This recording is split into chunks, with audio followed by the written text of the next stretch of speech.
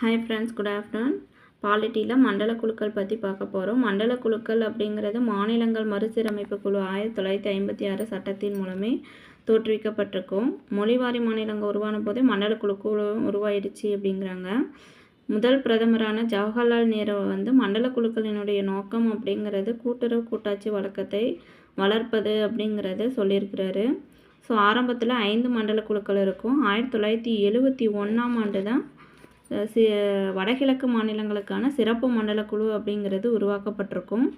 6 மண்டல குழுக்கள் இது வரைக்கும் இருக்குது. ஸோ வடக்கு, தெற்கு, கிழக்கு, மேற்கு, மத்திய மற்றும் வடகிழக்கு மண்டல குழு. ஸோ இந்த மண்டல குழுக்களை பொது தலைவராக யார் இருப்பாங்கன்னா மத்திய உள்துறை அமைச்சர் அப்படிங்கிறவங்க இருப்பாங்க. ஒவ்வொரு மண்டல குழுவிலும் ஒரு மாநிலத்தினுடைய முதல்வரும் 2 அமைச்சர்களும் இருப்பாங்க. ப்ளஸ் ஒன்றிய ஆளுகைக்கு உட்பட்ட, அதாவது யூனியன் பிரதேசத்தினுடைய நிர்வாக தலைவர்களும் உறுப்பினராக இருப்பாங்க. ஸோ இந்த மண்டல குழுக்களை மாநிலங்களுக்கு இடையான எவ்வாறு ஒத்துழைப்பை உருவாக்கி வளர்ப்பது அப்படிங்கிறத பற்றி மண்டல குழுக்கள் பரிந்துரை வழங்கும்.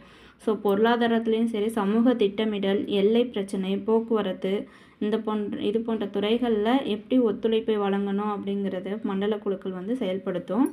அடுத்தது நதி ஆணையத்தை பற்றி பார்க்குறோம். நதி ஆணைய சட்டம் அப்படிங்கிறது 1956 நதிகளை மேலாண்மை செய்வதற்காக மாநிலங்களுக்கு பரிந்துரைகளை வழங்குவதற்கு நதி ஆணையம் அப்படிங்கிறது உருவாக்கியிருப்பாங்க.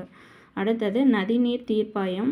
மாநிலங்களுக்கு இடையான நதிநீர் சிக்கல் சட்டம் 1956, இதுவும் சேம் இயர் தான்.